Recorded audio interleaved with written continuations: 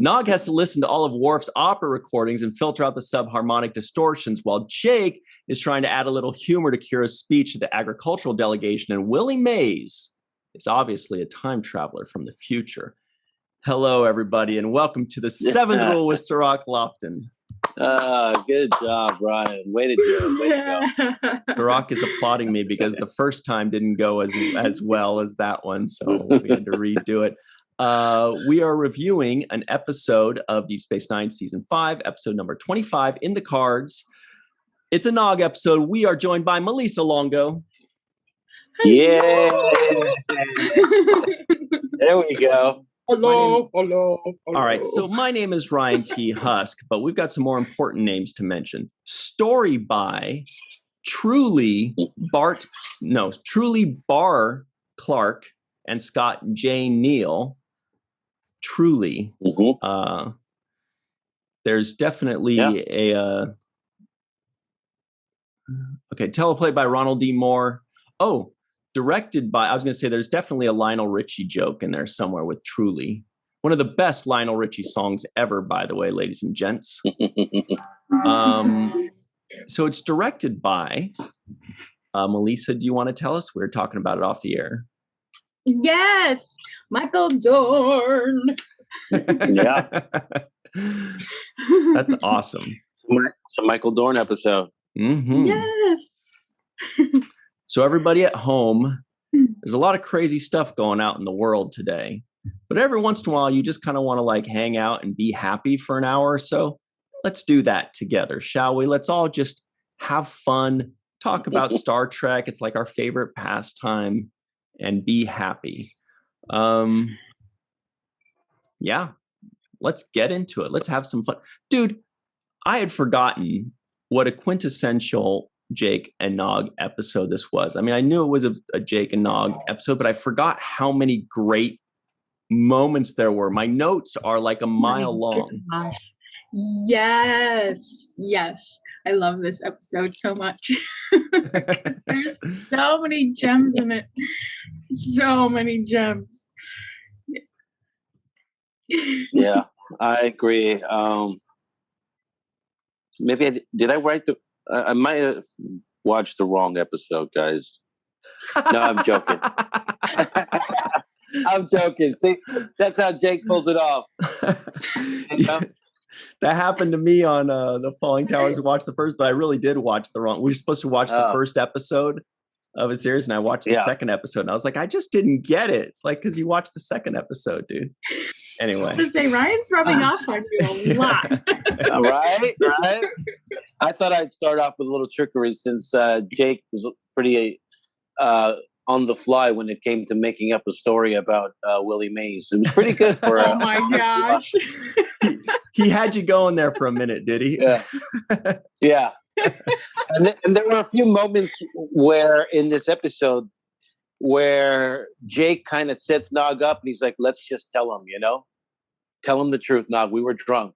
Like, don't hide. I know. And Nog's like, what? Because when you say it in that type of way, right, there's no real backing out of it because it looks like it's like a trap, right? The more Nog will fight that's a lie, the more it looks like he's trying to cover up that we actually did it. So when you actually say it in that type of way, like, hey, let's come clean, let's tell him, that sets the other guy up. There's nothing he can do about it. Right, because then if he's going like, no, if he's denying it, you're like, you could just be like, come on, no, just come on, like, just stop. The jig is up. Let's just come on, grow up. So unfair, especially when Nog is trying to impress Captain Sisko all the time and not, ruin his record. Well, that's why I thought that I was like, at that point, I thought that Nog should have actually been like, no, because he's actually jeopardizing his career. The only reason I think he's not stepping up to say no is because he's like, well, eventually he'll find out the truth, hopefully, because they can prove it with the card. But if they didn't get the card and then they tell him the story, Sisko's going to think they're just making it up. He's going to be like, oh, really? You were doing this for a Willie Mays card. Is that right? Where is it? Yeah, I think there was a little bit of that. They wrote it well in this episode because there was a moment where Nog, I felt like, could have backed out of the deal. And the moment, I think, was when, okay, he was finally convinced to put up his Latinum to get the card. They finally get the invitation to go see the dealer, the guy with the card. But Nog is hesitant in that moment. He's like, what are you using it for? Like, Jake's like, all right, we got to get this list of stuff. Let's do it. Fine, I'm in. And Nog's like, well, it depends. Like, if you're telling me you're about to build a bomb to blow up the station, I'm not on this. Yeah, no, I love that part because it shows that he's like got integrity in his work, and he's like, okay, right. So I'm not an arms dealer like my uncle. Right. I feel responsible for what you're actually going to use this for, and if you're going to use it for bad, then I'm out, Jake. Too bad. Yeah. And so he went through that list, right? He went through the list kind of thinking, all right, you need this and that. I think he was going through the list trying to say, is any of this stuff illegal, like contraband material? Right. Or is any of this stuff trying to procure it, is it going to get me in deep trouble? And I think as he went through the list, he was like, all right, this is kind of a bunch of salvage stuff, it's kind of, and this guy has a harebrained time, machine that keeps you alive forever. So, he's like a conspiracy theorist, this guy. He kind of was. Yeah. He kind of was. Yeah, technologically savvy conspiracy theorist who's going to keep his cells alive forever by laying in this bed chamber forever while life passes him by forever. Hey, we're all technologically savvy. I mean, they are. Yeah. Well, it's kind of like I remember reading somewhere or hearing somewhere about Michael Jackson having a little cryogenic chamber that he would sleep in or something. So I was wondering if that was partly the inspiration for the people coming up with this story, because it was widely known that Michael Jackson was trying to like sleep in this thing, and it gives you more energy or whatever like that. So the idea was floating around society around That's that. a good point. Interesting. Yeah, I had heard that he bathed in leprechaun tears, which was very expensive because we don't have leprechauns here. So he had to ship them in from another dimension. Well, yeah, they would all have to be imported from a dimension in Ireland, right? Well, that's where they in are, a different dimension in Ireland, and they were actually having a dimensional portal strike, workers strike there. So anyway, it's in Ireland. So but Michael has the money, or had the money. Look, but honestly, this episode was so freaking good in so many ways. I definitely want to talk about what amounts to be the biggest and most important B plot ever. It was like this little B plot, but it has gigantic ramifications. But before that, I got to point out that the acting between Jake and Nog, between Cirroc and Aron, and individually and together, was so good and so fun to watch. And there were two new things that I feel like I hadn't gotten to see much. One was how many times you both used just a facial expression to convey a mood or a feeling or a punchline. Sometimes a punchline was just, Cirroc raising an eyebrow or going like, looking at him like, or Aron going like, oh boy, or like just all these subtle little faces that the camera, as an actor, it can be super subtle. The camera will pick it up. And you guys had all these little subtle things. And the other one was Jake, the funny guy. That's a rarity. Jake doesn't get to be the funny guy in the episode oftentimes, and there was some great comedic moments and some great comedic delivery, Cirroc, I almost feel like this was the best performance we've seen from these guys so far, just because it was so. I mean, Nog, we get a little bit of humor here and there, especially originally, but I just felt like they allowed you guys to carry this episode with different acting chops. Usually you're carrying it in a serious manner, a dramatic manner. You guys got to show off your acting classes, and I don't know if you remember any of that, or if you looked it up and were super excited. You're like, finally, we get a self-sealing Stembolts episode again. 4 seasons later, where we can really sink our teeth into it. Yeah, well, one thing that you can't pretend or act is chemistry. If there's no chemistry, it just doesn't work. And it doesn't matter how well written the scene is or how good the director is. If there is actually no chemistry between two people, you can feel it. And that's with relationships, that's with friendships, sexual chemistry between two people. I don't believe that they actually like each other, or have that hot and heavy for each other. So all of that has to actually be felt. That's one thing that Avery and I had such good chemistry together, which made the father-son relationship that much more in depth and believable for everyone, because it was genuine. And there was also at the time is a genuine connection between Aron and I. Mm-hmm. And that connection allows us to flow freely. That's how we talk pretty much.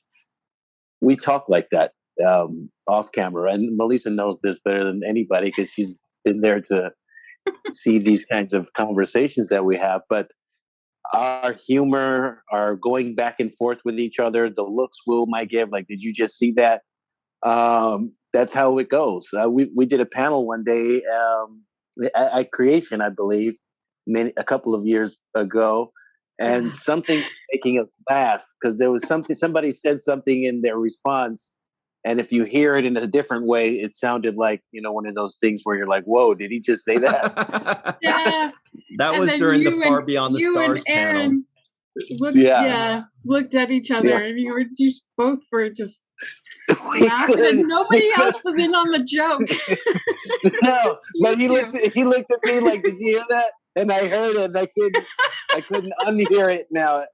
And so we were just laughing, and it just, he would give me the look, and I would give him the look, and it was like it wouldn't go away until we just all right, come on, let's focus here, let's get, But that's the natural chemistry that Aron and I have, and when we get to play that on screen too, it's like, oh, this is our wheelhouse. This is exactly what we do.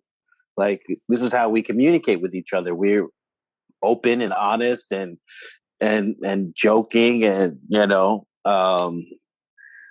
sometimes we'll put that guilt trip pressure on you, like, oh, so you're not going to do this for me, not even for my dad who did all this, I know. Oh my gosh, he was laying it on thick.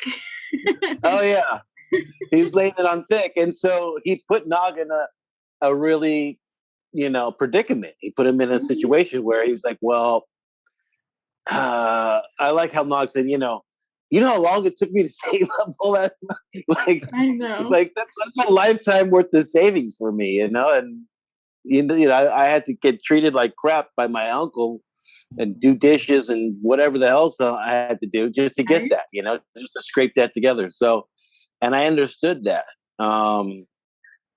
But I also understood that, hey, you're entering into a new path in your life. You won't be needing Latinum anyways because you're going to be in the Federation. You're part of us now, and, why don't you help your friend out and help out my dad who's been helping you out? So He put the pressure on. And it was definitely a lot of chemistry there. I enjoyed watching Jake and Nog go back and forth in this episode. Mm-hmm. Well, and it was fun to see that Jake knew exactly what buttons to push to get Nog to acquiesce to his request, which was really funny, and you really got to see Jake's creativity like his creative mind in this episode as a writer. Right. I hadn't thought of that. Right. That, he mustered up on the fly. That's a really good point. I hadn't thought of that. Like, they're probably thinking, the writers are in there. They're like, hey, dude, he's the most creative guy in there. He's a writer. He can just make stuff up on the fly. He can have fun with it. Oh, I never even made that connection. That's a great point. Yeah, it is a great point. And they did actually use that several times. So the one time we just mentioned earlier where he makes up the story about, Willie Mays being a time traveler and trying to really sell that with a straight face. And I'm looking at myself saying it. I'm like, yeah. Well, and I like Nog's reaction to it too. Where he's like, oh no. Yeah. It's like, ugh.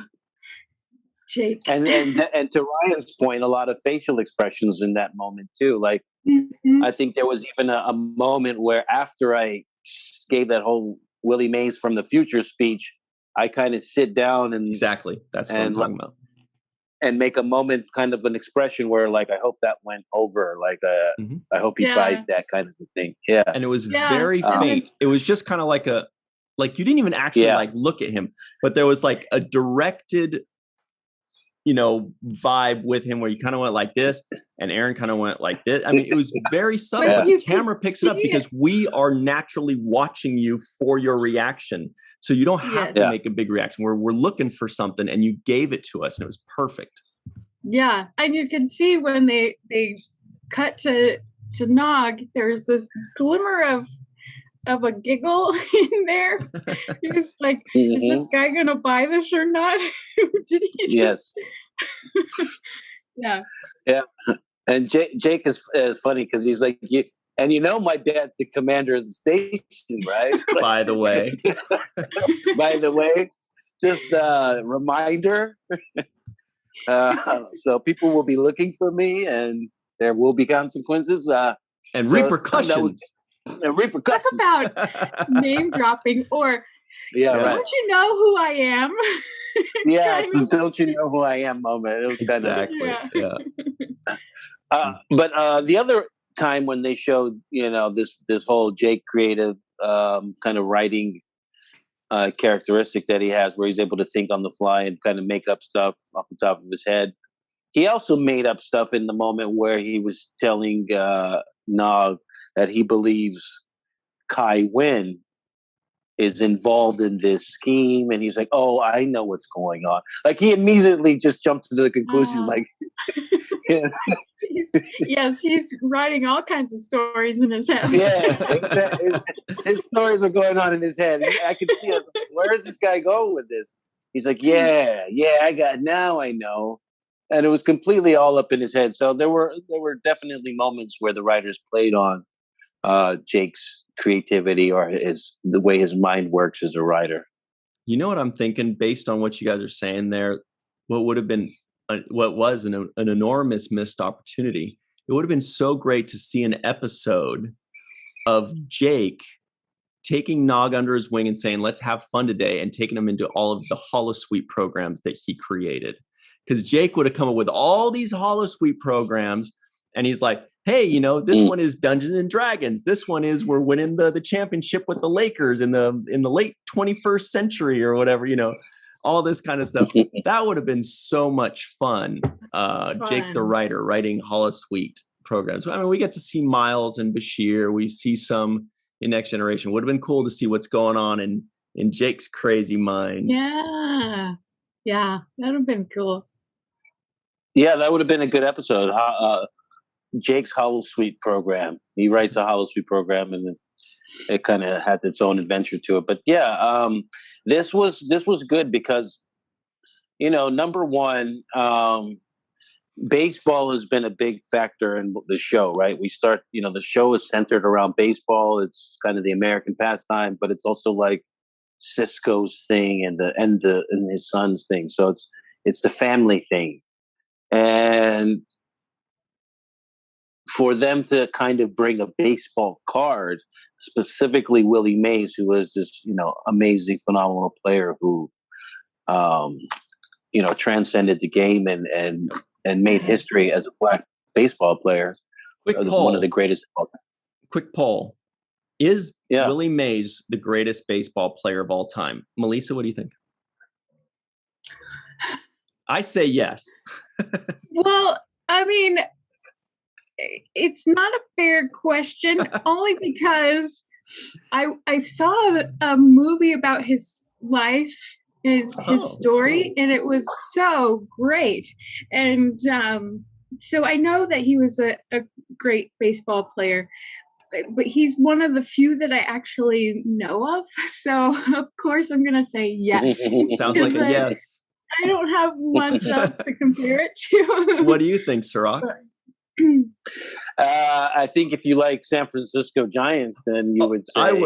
I would. That is not where I was going with that, Cirroc Lofton. He was also the godfather to Barry Bonds, but I don't remember what team Barry Bonds played for. Yeah. I think you have a particular favoritism over here.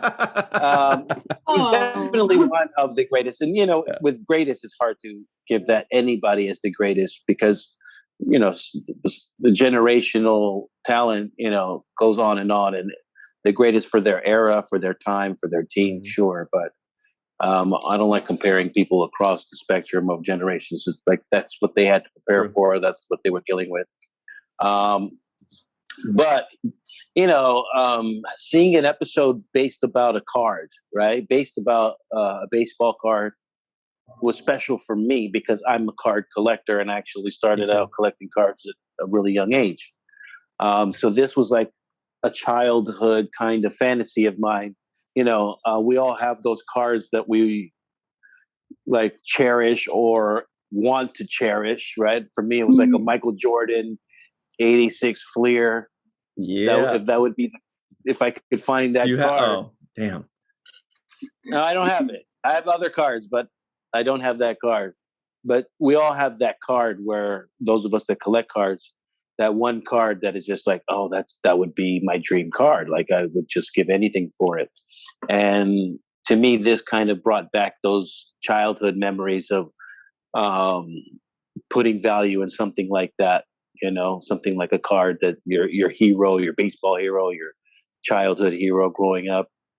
So I like also the sentiment behind that as well. Mm-hmm. Well, and it demonstrates the importance of baseball throughout Sisko's upbringing. To know that Willie Mays actually existed, because we're how many years in the future, and having Willie Mays still be a relevant part of baseball history is pretty cool. So we've got to hit our break right now. We're going to talk a lot more about the Dominion and Kai Wynn and Jake and Nog's incredible performance. But before we go, Cirroc, you are in luck. I found the 1986 Michael Jordan Fleer rookie card, and we can get it for a measly $499,000, $999. Wow. So pocket change. Yeah. So basically we just need to find it, right? That was the main thing. So it's found. just for the record, when I was a kid and collecting cards, and that was my dream card. It was probably like $10, $20. No, it was $6,000 at the time. Oh my God! Wow. Whoa. At the time, it was $6,000 if you wanted that card, and I was like, $6,000 for one card. Well, if you had gotten it, if I had gotten that card, I would have been really set right now. Yeah, that's crazy. I've got 3 Barry Bonds rookie cards. I've got a Shaquille O'Neal rookie card, but I don't even have any Jordan stuff, and I would love that. Anyway, sorry, Melissa. I swear we're going to talk about Star Trek on the other side of the break. All right, we'll be right back on the 7th Rule. Hello, everybody. Welcome back to the 7th Rule with Cirroc Lofton, Malissa Longo, and myself. It's going to be a fun second half here. Real quick, I didn't think there were going to be this many trivioids, but they just kept popping up. So let's knock them out. There's a 75% jump in the theft of medical supplies and food rations on Deep Space Nine. Quark is conducting an auction of the galaxy's finest antiquities. For a modest commission, Nog hides his platinum under his bed. Jake wants a 1951 Willie Mays rookie card to cheer up his old man. Morn gets an ugly painting. Weyoun is so pleased to see his relationship with Sisko evolving beyond the stale adversarial stage. Dr. Geiger must be a lot of fun at parties. Dr. Bathkin died in a shuttle accident before he could finish his research of bored cells. The Dominion wants to sign a non-aggression treaty with Bajor. Nog has to listen to all of Worf's opera recordings and filter out the subharmonic distortions. Jake is trying to add a little humor to Kira's speech to the agricultural delegation. Lions, Geigers, Bears. Oh my. That was one of those things where they're like, damn it. Oh my. There was a writer in that room that's like, I am fighting for this line. I don't care how many head shakes I get. I'm fighting to get this line in. Willie Mays is obviously a time traveler from the future. And Kai Wynn delivers her best line ever, in my opinion. And that line was when Child. When Weyoun says, I hate it when it says that. When Weyoun says, I feel that we are very much alike, and she grabs his ear and she says with a big smile, she's like, no, we are nothing alike. Nothing at all. And you could just totally tell she sensed who he was, and she's like, oh no, my child, I want to spit on you. Even Kai Wynn is turned off by the border. Oh, so much. That means you got to be pretty low to turn her off, because she's at the bottom there. There was a little trivia that I was reading about as well, since Nice. we're Now's the time. that Jake's speech, when he was writing Jake's speech, the first line of that is taken from Picard's first line in First Contact, which was written by Ron Moore too, and he did it because he likes poking fun at himself. Said, What was the line? We work to better ourselves and the rest of humanity. Yes. So, and I had a question about that, and I don't expect anybody to have that answer about that line, is that what word would the Bajorans use in place of humanity, since they're not humans? Majority.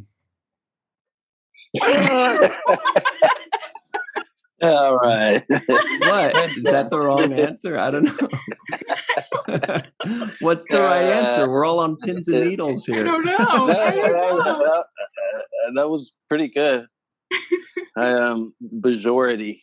It sounded legit when you said it. So no arguments here.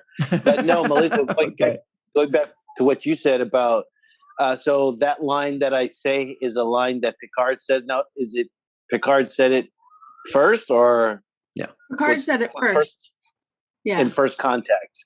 Yeah. Yeah. So I think that was that. Correct me if I'm wrong, but was that when he was talking with Lily when she was holding him at gunpoint? I don't know if it said that in the article. Because she was asking about money. It was a speech that he was giving. Right. Okay. But he said it to Lily, I thought. I thought it was when she said, what do you do about money? And he said, anyway. But yeah, there was a moment where he's talking about the same thing, saying we don't have money anymore.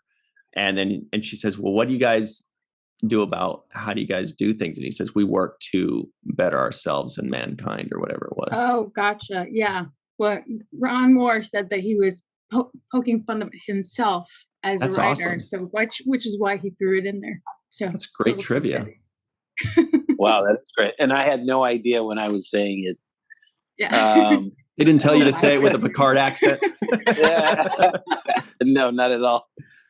But it also puts Picard in the history of Deep Space Nine too, without actually writing him in there, which is interesting, I think. So that's like a NAM. It's like a non-appearance allusion, right? They alluded to him. A non-appearance nod and wink. Right. Yeah, exactly. That's pretty good. There were other NAMs in this one. I think Kiriyoshi was one that I wrote down. And Keiko and Dax. Because Dax was not in this. Oh, I missed Dax. There was one more that I got too. And that was Dr. Mora. Oh, right? Yeah. And we've seen Dr. Mora, I believe, in 2 episodes. And, they asked Odo, aren't you going to go visit Dr. Mora on Bajor or whatever it was? Yeah. He said tomorrow. No, sorry. I feel like this is my fault. This is my Cirroc, I'm sullying your humor. You used to be so funny. Thanks, Ryan. I got to shake my head at myself. Oh my gosh, that deserves a wow. No, that's a wow. I think that's I think that's pretty good, honestly. I mean, coming from me, I'm like that's pretty good. I think that's pretty solid. Wow. No, but there was another, Ryan, we're talking about those looks, and I wrote down one of those other looks that kind of Jake and Nog share. Yeah. The one look that made me laugh was when Quark is giving the auction. He says, "Come on, guys, we're raising money for the Bajoran war orphans," right? and Jake and Nog look at each other like, "Yeah, right." This guy, this guy juicing the crowd with the war orphan story, minus a small commission, of course. Yeah. Of course. Yeah, I wrote down Quark's always raising money for the Bajoran war orphans. What have the war orphans ever done for him? So yes, back to those that might looks. be the name of my rock group. Bajoran war orphans. Yeah, that's a good rock name. But no, what were you going to say, Ryan? Back to the what? Just the looks. I feel like there's just so much there, and as you mentioned, chemistry. I feel like a lot of that had to do with chemistry, because a lot of that, the reactions you gave to one another were reactions that people familiar with each other give, and you can't fake that. I mean, there are some really good actors that can pretty much approximate it, but some of those reactions came from the two of you knowing each other for 5 years, it seemed, and it really came through on camera. It really looked like these are two friends that have known each other for 5 years, and they don't have to even give like a strong look or an overdone like, hey, look at this. Just the tiniest head tilt or eyebrow raise or something like that, and it just came right through. And I was wondering, I don't know if you remember this, but do you remember if the two of you like rehearsed this together countless times, or if you just read this and were like, oh, we're gonna kill this. This is perfect for us. We're gonna knock this out of the park. Well, the rehearsal, we always rehearse before we would shoot. Aron and I like to make sure our timing was good and that we weren't rehearsing while the camera was rolling and costing production money, right? So we did a lot of, running the lines, but running the lines and rehearsing are two kind of separate things. Running the lines, you get the lines right, you get the timing right, you get the sound of the voice right. But blocking the scene with which you do in rehearsing, you're actually walking down the promenade, you're sitting, you're moving, and you're actually getting the action together as well. So in that way, those things are not rehearsed, right? It's just except for camera. So a lot of those looks and things are just done because that's what we would do naturally. They weren't kind of like, okay, I'm going to look at you when he says that. It's just like, can you can you believe this is what's going on? And it was just us being natural in the moment. Like I said, Aron is so good at just,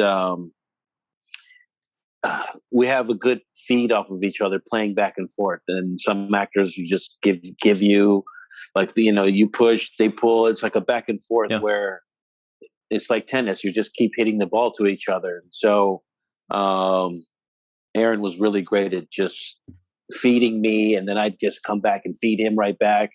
And so we would have this back and forth between us that was, constantly feeling natural. Mm-hmm. Yeah, as they say, acting is reacting, and you guys are definitely reacting off of what the other person is feeding them. And then one of my favorite moments that Aron did in this episode, and it was a small little thing, like you say, it's these subtle moments, but when Jake says, "Okay, we might as well come clean, Nog," we were drinking at the bar, Dad, and we got drunk. It works. And Nog looks at him like, "What? Like, do you realize what you're saying is gonna like ruin my whole life?" Yeah. He's like, "Dude," he's like, "You can't. This is not the lie to choose. Right? This is just bad. No. bad lie, right?" So, but then at some point he looks at Sisko and he says, "Captain, I want to separate myself." Like, yes, he was literally saying, like, "I want a separate trial." Yeah. I don't know this guy, man. I don't know him. I want to separate myself from him at this moment. And I was busting out laughing when he said that, because it was, it felt natural. It felt like, dude, it's like, if you get pulled over with your friend, right? And, you're nice to the cop. He's like, "License, registration." You give him the license. "Yes, sir." "No, sir." And you're being all nice. And then he says to your, the passenger, "And what about you?" And then your passenger's like, "Hey, man." And he starts. And you're like, no, dude. We are too. I'll leave him here. You guys can talk it out. I'll go home. You can text me if you need to get picked up. He can walk home now. I have nothing to do with what he just said, officer. That's all him. So it was kind of one of those moments, and it made me laugh. And Sisko was really stern too in this episode. He was stern with Kai Wynn. He was like, "I'm not playing any games with you. Like, you want my advice? Here's my advice." Actually, even that was the only moment he broke from his being tough with Kai Wynn, was when he was giving the advice to her, like, "Hey, this is my advice. Stall, delay." And she's like, "For what?" He's like, "I don't even know, but just delay. Say you got to pray." He even came up with some pretty good answers. It's like, "Say you got to pray about it or something." Now we know where Jake got it. Yeah, exactly. There's a little bit of pops in there. He's like, "Just say you got to pray. Say you're working it with the council." He gave a whole bunch of good reasons for her. We got to pray just to make it today. Yeah. We do. That was him being stern. He was also stern with Wei Yun, when Wei Yun was trying to, and he was saying, "Oh, Captain Sisko, it's such a pleasure to see you." He's like, "Hey, stop it, Wei Yun." Yeah. Right? He's like, "But I thought we were friends," and we're saying, he's like, "Nah." Yeah, he says something about, like, "I'm so glad that we can dispense with the whatever it was." I read it. I wrote it down, but it was great. And then, because Sisko was like, "No." Wei Yun says he's so pleased to see his relationship with Sisko evolving beyond the stale adversarial stage. And Sisko's basically like, "That's not it." No. We're still at that stage. Well, and it also gives validity to why Jake wants to give his dad this card so much, because it does demonstrate that he is under so much pressure. And the fact that he is so stern with everyone else is evidence of that pressure. Yeah. I'm just trying to think of another MC Hammer reference to match my Prey one, but I can't think of one. It's too legit, right? Too legit to quit. Yeah. Hey. There we go. You did it for us. There it is. So, let's talk about that a little bit, because that has gigantic implications in the Deep Space Nine and Star Trek world, where, I wrote in my notes, this is one of the most brilliant storylines in the history of Star Trek, I think, because it's such a nuanced thing, but it makes sense in that the Dominion is basically going to invade. Everybody knows it. Everybody's waiting for it. And Bajor's like, if they invade, we're going to get whipped. We're going to get destroyed. This station is not going to protect us. And, Sisko is saying, hey, well, don't worry, the Federation will protect you, even though Bajor is not in the Federation because they planted the seed 15 episodes ago or whatever it was, where the emissary told them, for the good of Bajor, do not join the Federation or you will be wiped out. Now we can understand why. It's because if they joined the Federation, Bajor would be the first planet that gets destroyed. It's the first thing. And while Sisko's trying to convince her not to go in that direction, she says, because remember, she doesn't give a shit about the Dominion or the Federation. She only cares about Bajor, which is kind of the mark of a good leader in that regard.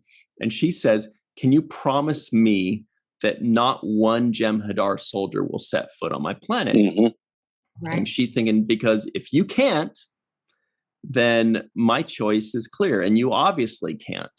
So I thought that was such a nuanced storyline, and it totally works. It totally makes sense. And I'm thinking that the writers probably were like, we need to put this into an episode, but it's not like its own standalone episode. And then they probably got this story idea from the two story buys, Truly Barr Clark and Scott J. Neal. They probably came up with the A story, and the writers were like, perfect, we can put these two together. Anyway, I was just very pleased and impressed with that, because I think that's A+ writing in my mind, A+ world building to me. Yeah, well, you have those pivots, right? So they, like you were saying earlier, the B storyline is pretty much one of the biggest storylines of the show, of the entire show, but it's very casually just kind of drifting in the background, just bubbling over a little bit. It's, you can't hear the whistle of the pot, but it's about to boil over in a second. Yeah. Yeah.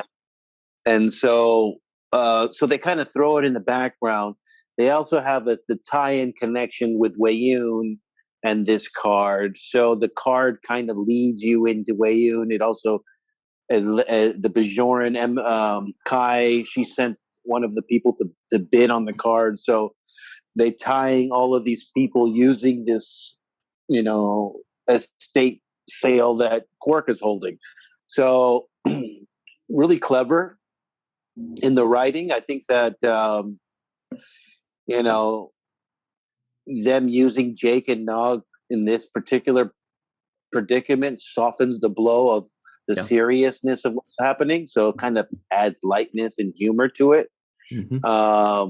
But it also, that's exactly how you would contrast if you're about to really go dark. You would take it really to a nice, light, humorous place. So that way the darkness feels really dark, right? Right.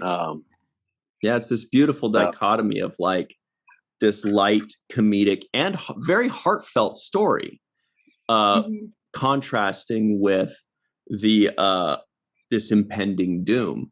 And just to also touch on how heartwarming it was, that final frickin' scene where Sisko gives Nog a handshake and he gives Jake like the biggest hug. It wasn't like a, hey, there, buddy. He like put his head in there and he was just, God, I'm the luckiest dad ever. And that was so good. I watched it twice.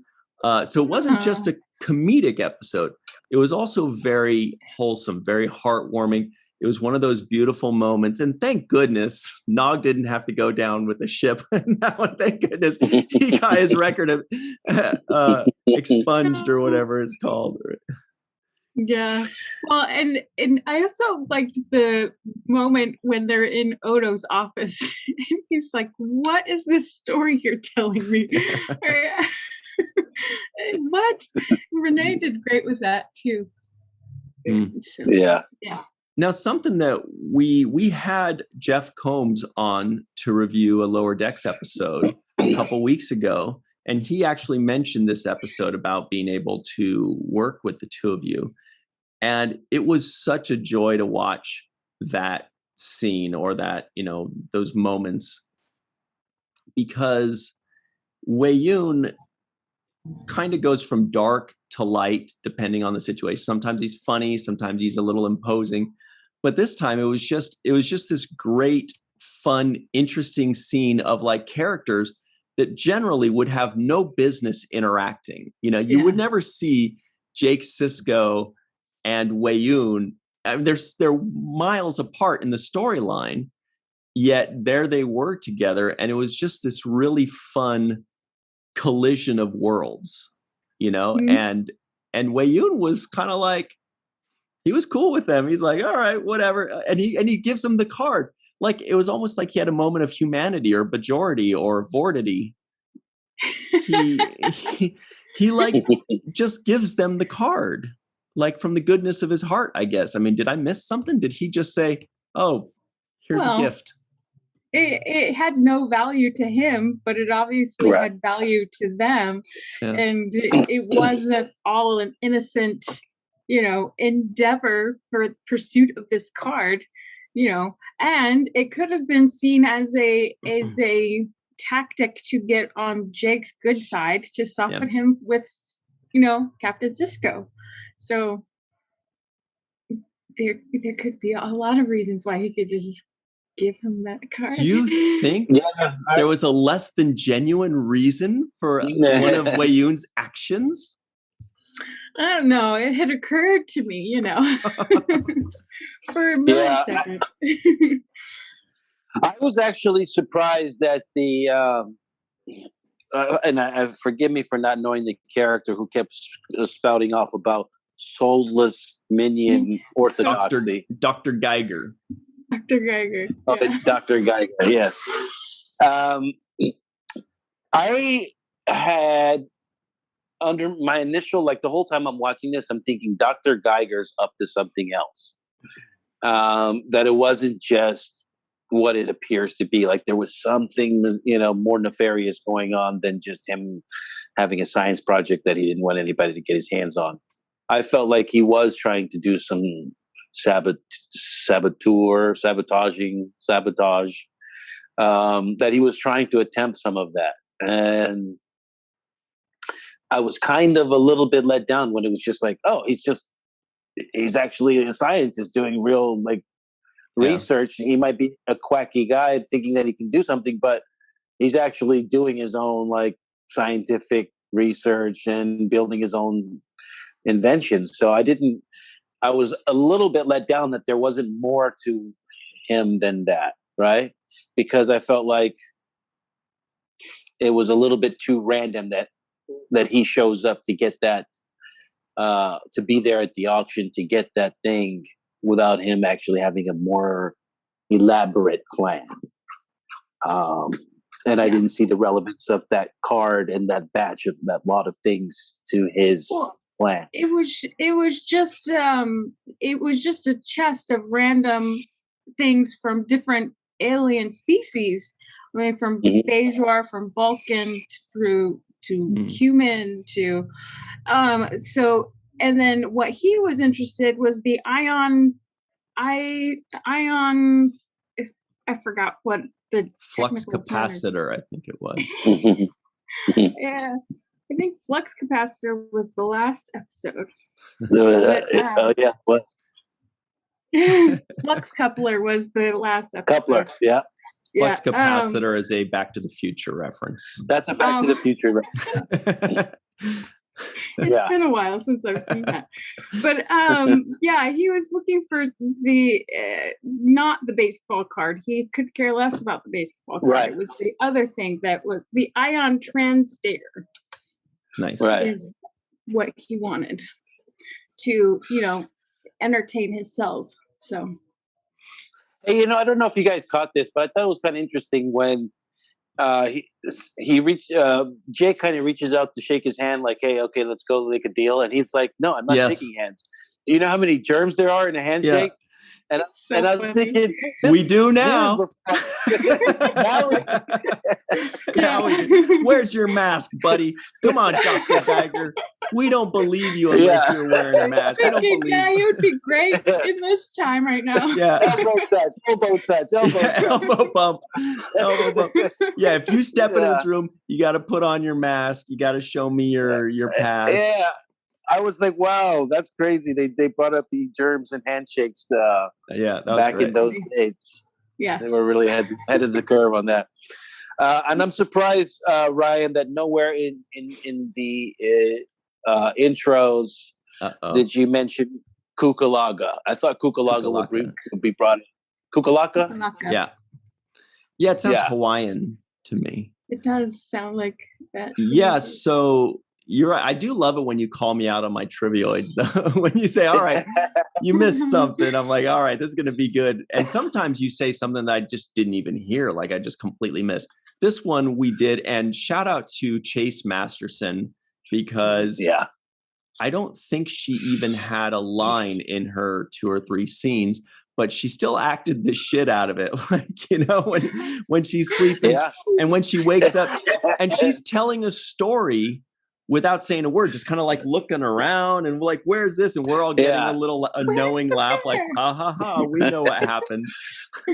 Kukalaka's gone. Yeah. Kukalaka's gone. The wrath of Kukalaka. Somebody else is there.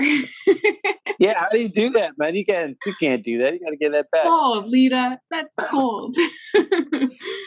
The other thing I wanted to highlight really quickly was the fact that, there was a moment there when Jake was really, I felt like he was really putting himself in his dad's shoes and really wanting to do something for him. Yeah. And he says the words, he's like, "Yeah, my father never let me down."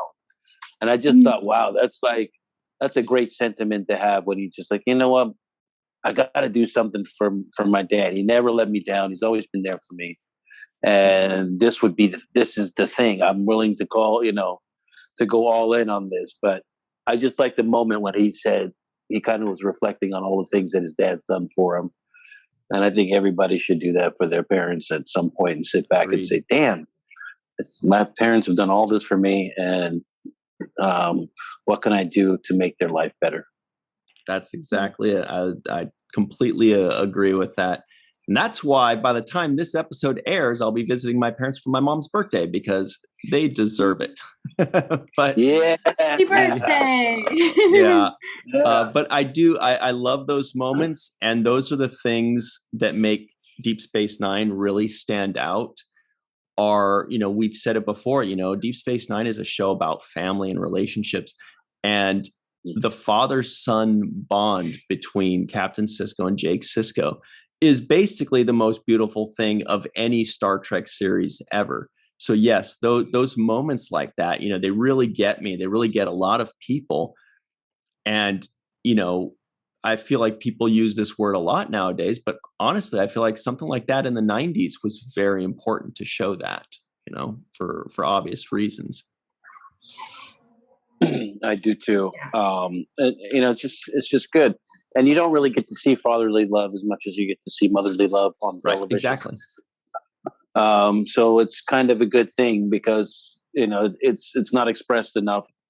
And there is a whole lot of fatherly love out there in the world where people have been raised by their fathers or have close relationships or ties with their father. So it does exist. It's just not talked about enough. The kind of sacrifices that fathers make. And I thought that this was a good moment for them to pay homage to the sacrifices Sisko is making for Jake, and Jake kind of growing up into his maturity to understand and appreciate that. That shows to me a growth in Jake as well, because most kids just kind of like haphazardly go about life like, yeah, my dad's supposed to pay for rent. Especially at 18. Yeah. At 18, they're like, yeah, that's their job. What do you want from me, man? I'm not going to bake you cookies. Right. Right. So we're just about out of time here. at least for this segment. Bad news, I couldn't find a nitpick. I'm sure I could, but it would be. Oh, well, we'll save it for the other side then. So stay tuned for Melissa's nitpick, you guys. Stay tuned for Jake Sisko guesses the IMDb score. And stay tuned. Dr. Susan B. Gruner posed a very good question in the 7th Rule group. If she's on the free-for-all, she can ask it herself. Otherwise, I will pose it to you, Cirroc. Hopefully, you'll have the answer. So everybody at home, stick around. We're going to go to the free-for-all. But before that, very special thanks to Carmen, a.k.a. Skillet, TJ Jackson-Bey out in Missouri, Bill Victor Arucan. Yeah. Arucan. Yvette Blackmon, Tom, Homer Freezy out somewhere in New Yeezy, Eve England out in Wales, Dr. Anne-Marie Segal, Titus Mohler, Tim Baum, Susan V. Gruner, PhD, or MD, I can never keep those straight, John Mann, Mark Rocco, Darlena Marie, Rex, Rocco. A. Wood. We'll be right back on the other side on the 7th Rule. Hello and welcome back to the 7th Rule with Cirroc Lofton. Hello, hello. Ryan T. Husk. Hosting. Hi. Joined by Dr. Anne-Marie in the Big Apple. Joined by Dr. Susan Gruner and Florida. Joined by Eve Wells out in England. Malissa Longo. And myself, TJ Jackson-Bey, aka the Party Gorn. Let's go. Out in Missouri. So everybody that's just listening in on the podcast, the reason he's muffled is because he's wearing his Party Gorn outfit. So he's gorned up and ready to go. And we are ready to party. Let's lead it off. Sue, you had a great question in the 7th Rule Facebook group. Would you like to ask? There's only one person here that might know the answer. Actually, I don't know. Eve might be able to cheat in her book, but go ahead and ask it. Let's see what we get. Was the baseball card prop a real baseball card? Oh, that's a good question. I know. That's a very good question. And I will say that the baseball card that was used was not a real baseball card. Oh, man, I'm crushed.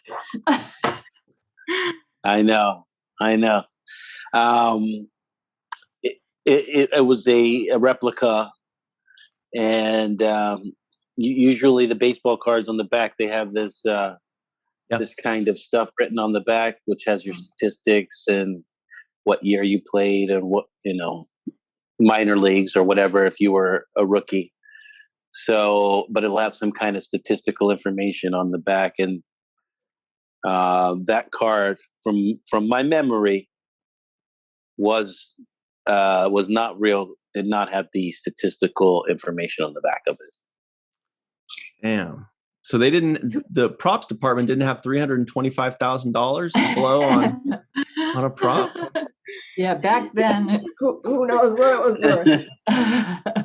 We actually talk about that in the book. It does say that at the time it was only worth $20,000, but they said they didn't want to obviously have something that small worth that much lying around, and they found this company, they said that specialized in making fine art replicas of baseball cards to make one. Does it give that company's phone number that can make fake baseball cards? Asking for a friend. It does say duplicate right at the bottom in tiny writing, but because obviously it didn't zoom in on it enough, so apparently it does say duplicate on it. Wow. Yeah. Or one of those Michael Jordan cards. And what about the velvet painting that Morn bought? I wanted that. It's like a velvet shadow. Yeah, they rented it. Yeah, they sell those in Tijuana if you go right across the border.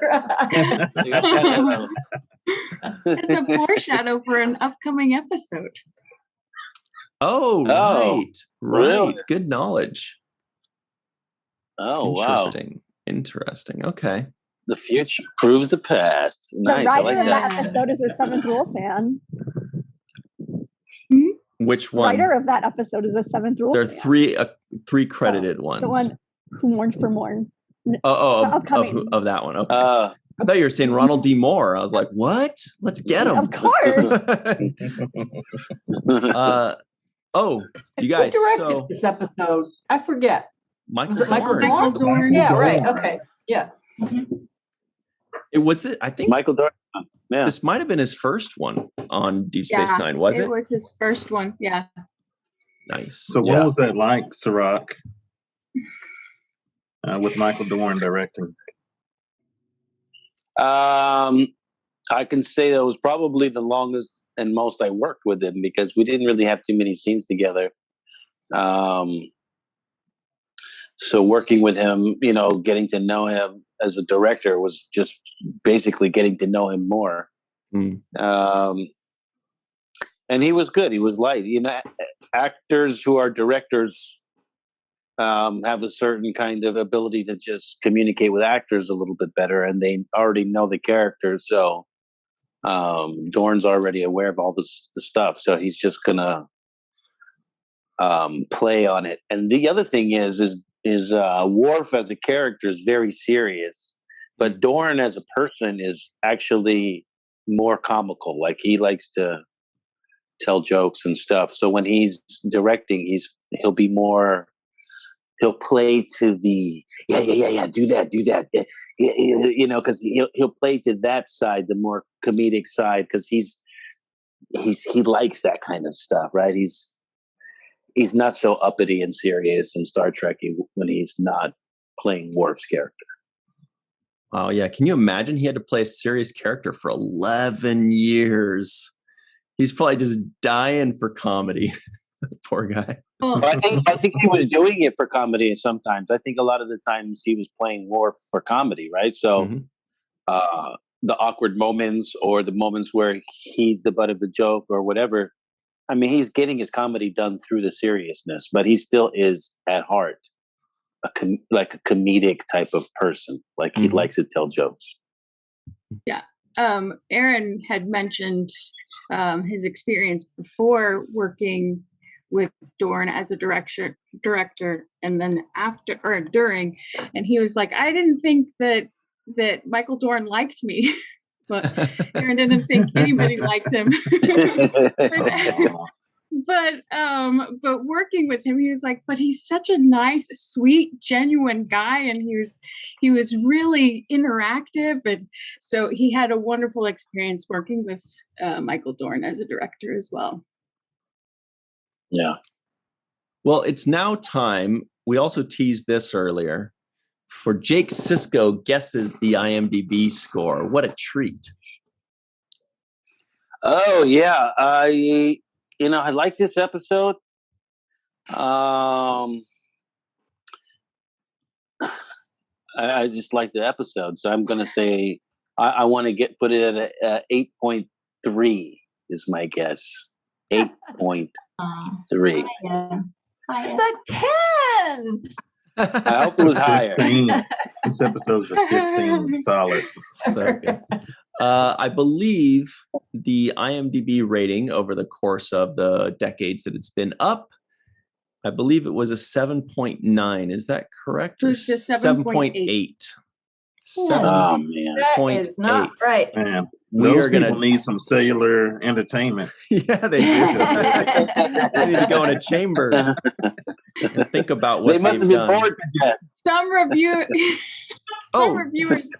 can't appreciate comedy. There was something else that was interesting about, when I was getting those statistics, was that the original air date was June 9th, 1997. And that was 3 weeks after episode 24. So oftentimes, you guys obviously take a couple weeks off for, the holidays or for various reasons. But it was really strange to see 2 weeks off between the 24th and 25th episode. So you took 2 weeks off and came back just to shoot 2 episodes. And I'm assuming, Cirroc, you don't remember this at all, but do you remember that ever happening at all? Like just kind of taking 2 weeks off and then just coming back for 2 weeks? No. Short answer, Are you no. sure that I mean, we went on hiatus after the end of every season when we would finish the season's 26 episodes. Then we would go on a hiatus and be gone for a couple of months. But a 2-week break? No, I don't remember the 2-week break. You know, then maybe it's not. Maybe it wasn't that you guys got a 2-week break. Maybe they just took a 2-week break in between, the air date, but not shooting it. Interesting. Well, maybe there was something going on, like the Emmys or the Oscars. Yeah, or the Olympics or something. Something. Okay. Oh, yeah, that worked. Interesting. Eve, do you happen to know? I have no idea. It's let us down. I'll guess, though. My guess is that it was probably the O.J. Simpson trial that was taking up all of television time for that time. For 3 weeks. And they probably delayed it. Yeah. They're like, we can't compete with this. Nobody was watching anything but O.J. trial at that time. Wow. When O.J. was on trial, that was on all channels all the time, pretty much. Does not fit. You must acquit. The beginning of the 24-hour cycle. 24-hour news coverage. And it was all channels, right? It was like, it didn't matter which channel you were on. Yeah. I don't remember. Like, I wasn't alive then. Oh, yeah. So, about it in history class. What do you guys, what does everybody think about this episode? Any thoughts on this episode? The three of us, Malissa, Cirroc, and I were just raving about how fun it was, how heartfelt it was, how great the writing was, the awesome acting. But what do you guys think? You've probably seen it fairly recently or have memories of it, fond ones. How about you? One thing I really noticed all the detail in this one, and I don't know whether I was just watching it with a clearer mind or whether they actually did have better cameras or something at this point, or whether it's actually just because we're focused on 2 friends going around the station, spending a lot more time in different parts of the station. But I was noticing all of the different signs of the restaurants, and there was this big skeleton fish that I don't think I'd ever noticed before above one of the doors, which was just amazing. And I had to rewind it and have another look. And James was like, was that just a skeleton we just saw? What was that big skeleton? That's a bit weird. Just loads of things like that, and all the colours just seemed really vibrant. But there's just something that got me when I was watching it, that I just thought it was really beautifully lit and shot, and the whole thing was just really colourful. And so I don't know whether there was any technical reason for that, or whether it was just because of the flow of the episode just allowed you to take notice of the things around Jake and Nog for most of the time. But I really enjoyed that. I noticed a little bit of that too, and my answer to that is that the episode before this one was when they had the gray carpets in and they stripped the station of everything, so it was super plain and barren. And I think now just coming right back to it, like your eye is like, oh wow, this is retraining your eye to see some of the things that you overlooked. Yeah, that makes sense actually. Yeah. Because it really was. It just felt like everything was quite new and different, and I hadn't spotted things before. When I don't know, maybe a lot of this stuff was new, but I suspect it probably wasn't, because they, it was one of those cheaper episodes, wasn't it? So they wouldn't have built lots of new stuff for it. So yeah, that makes sense. We've gone from the very grey, dark episode to a very bright one. Yeah, that was really effective. I noticed the same thing in the auction scene, where Michael Dorn chose to do an overhead, kind of looking down at the crowd as they were doing the auction. And when they did that overhead shot kind of from Quark's bar, I noticed some detail in the floor. It's kind of crazy because my legs were kicked out when you kick your legs out when you're sitting, and my feet were over this line that was on the detail of the floor. And I was like, wow, I never noticed that before, that detail of craftsmanship on the floor itself.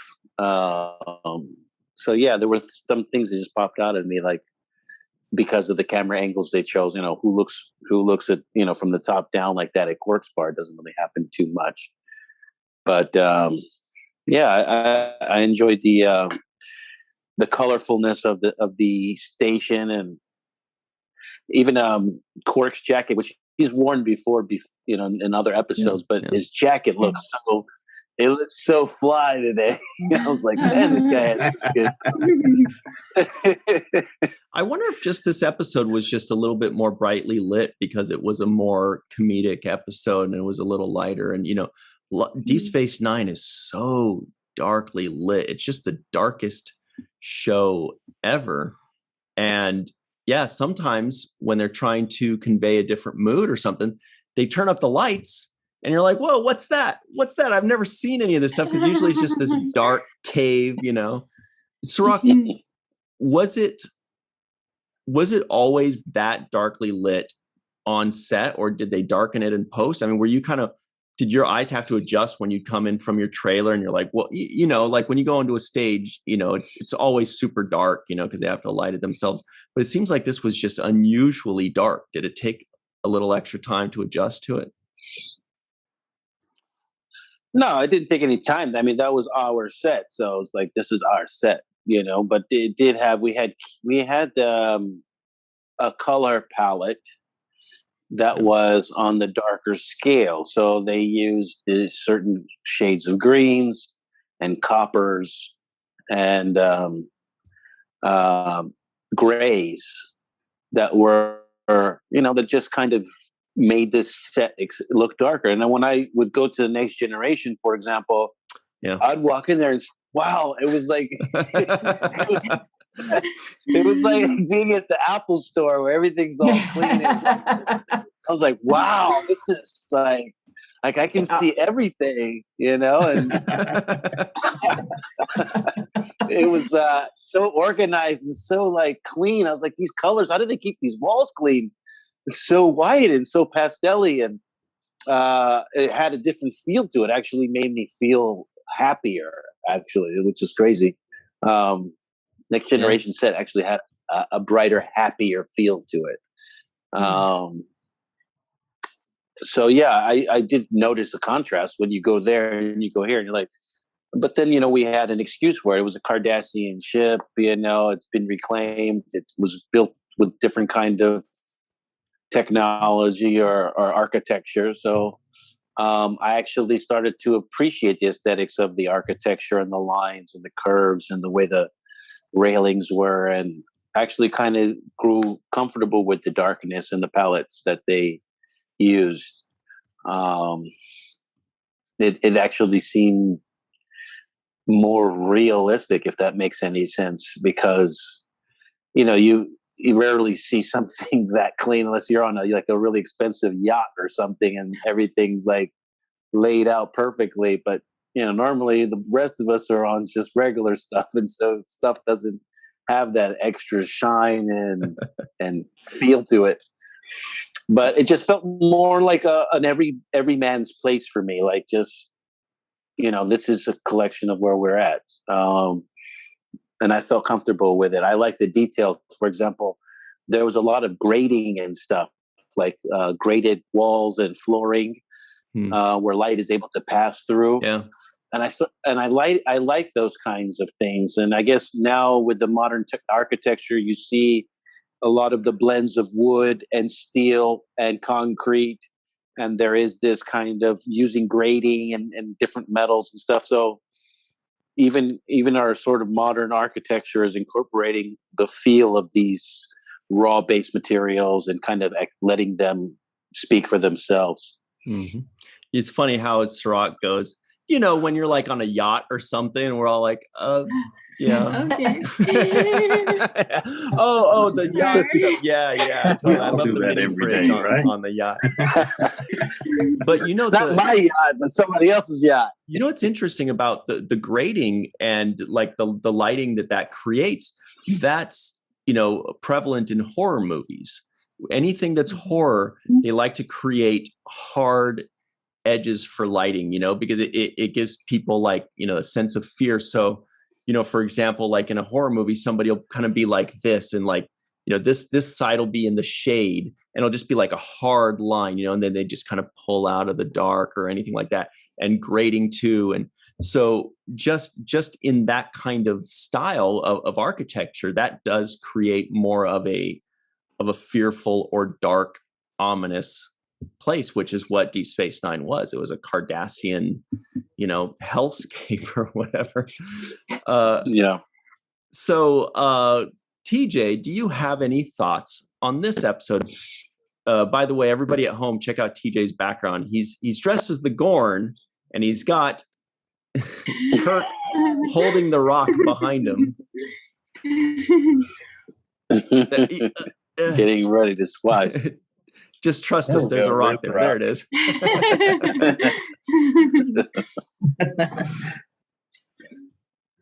Well, I enjoyed this episode a lot. It's one of my favorites.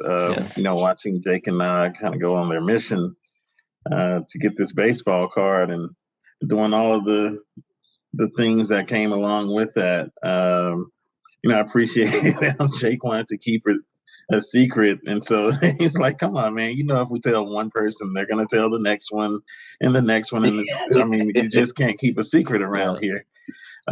Which we know to be true. Especially if you tell Dax, like Dax is gonna tell everybody. Was Dax even in this one?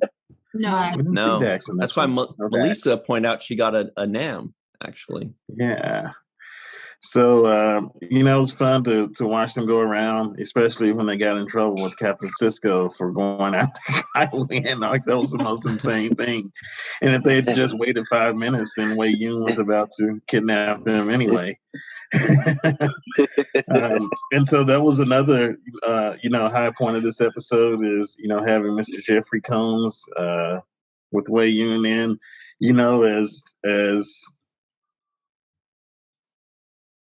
Wei Yun is Wei Yun, but he's so likable and so lovable with his mannerisms and the way that he talks. He's smooth. That guy could sell me a car and I'd buy it. And it doesn't even have an engine in it. And I know that it doesn't have an engine in it, and I still buy it because he's so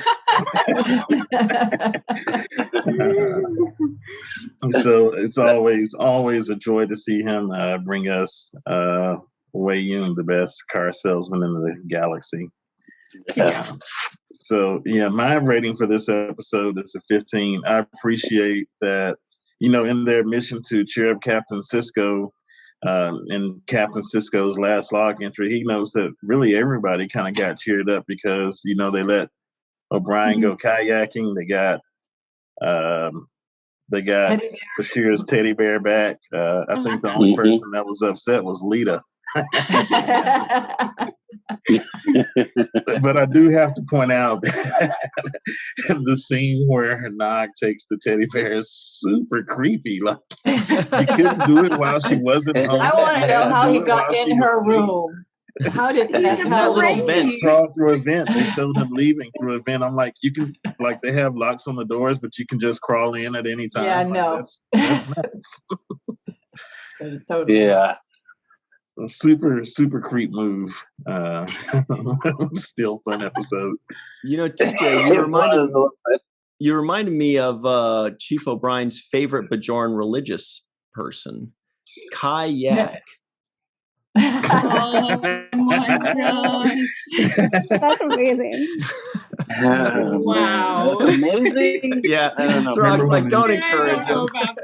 I remember when he was just a Vedic yak. Now he's Kayak. Oh, wow. Vedic yak. Anne-Marie, do you have any thoughts on this beautiful, wonderful, amazing? Did you give it a 10? I mean, it deserves so much more than that, but obviously 15. Yes, 10. It's so good, and the soulless minions of orthodoxy are so horrible. Love it all. Beautiful episode. Yeah. The soulless minions. I thought Anne-Marie would have more on this. I'm speechless because every second's perfect.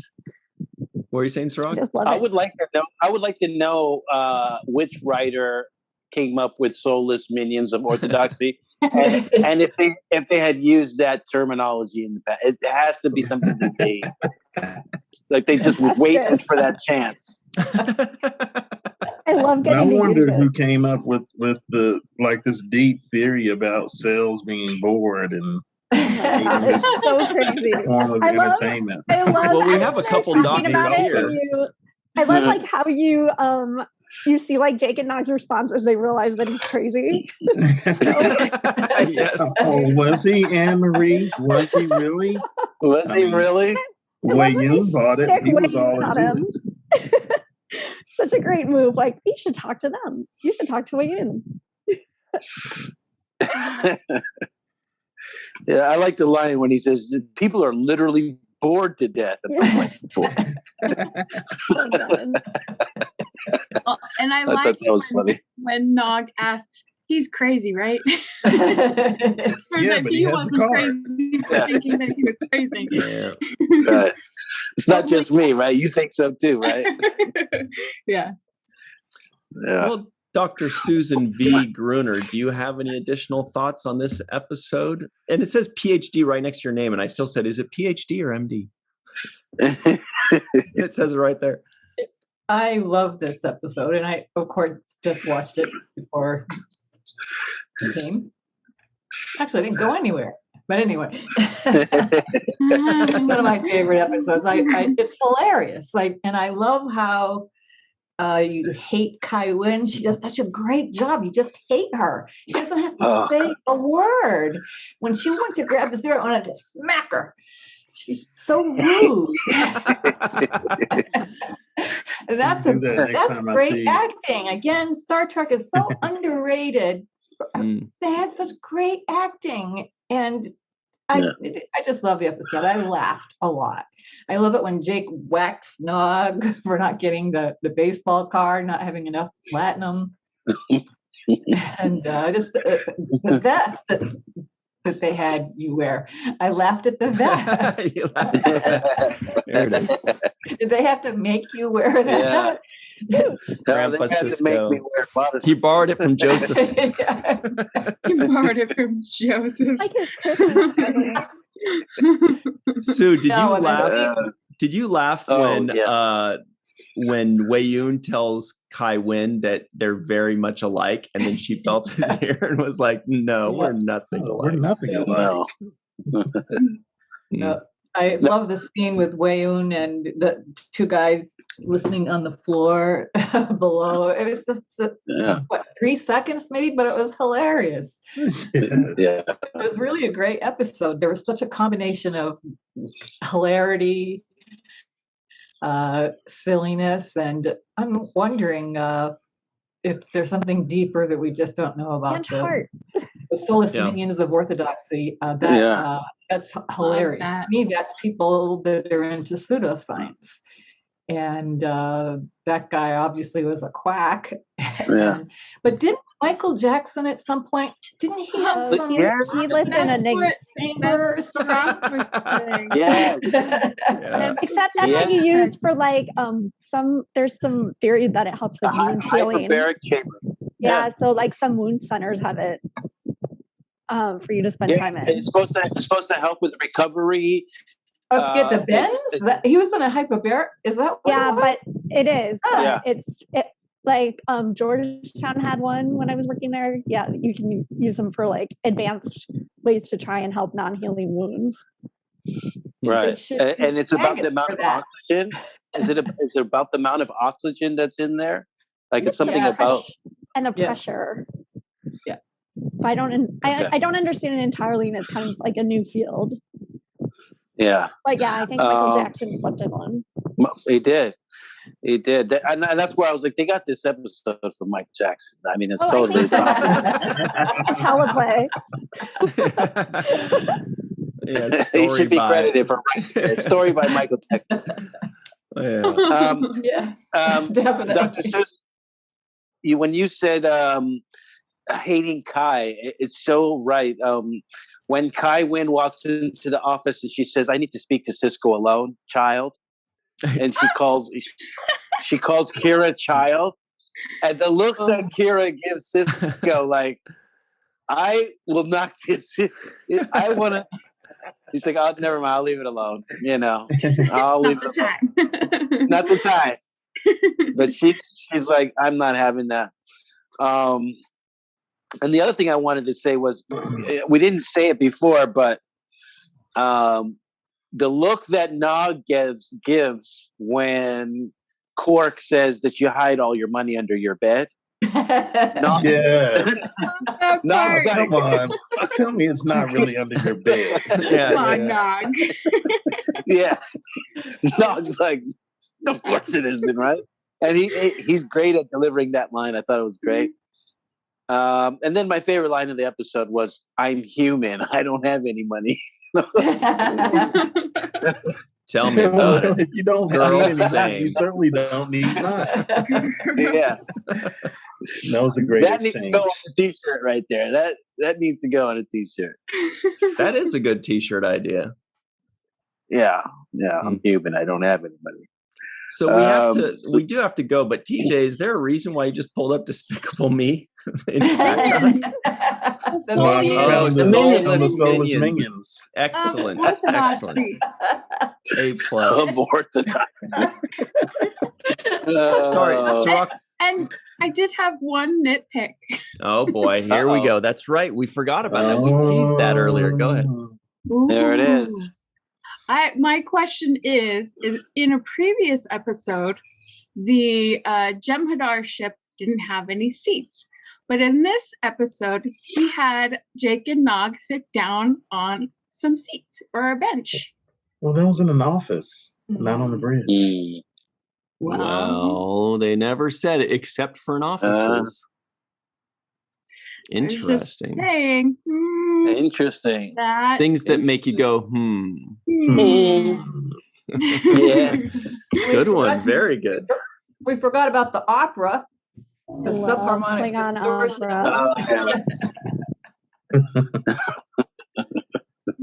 Well, guys, this has been a fun one.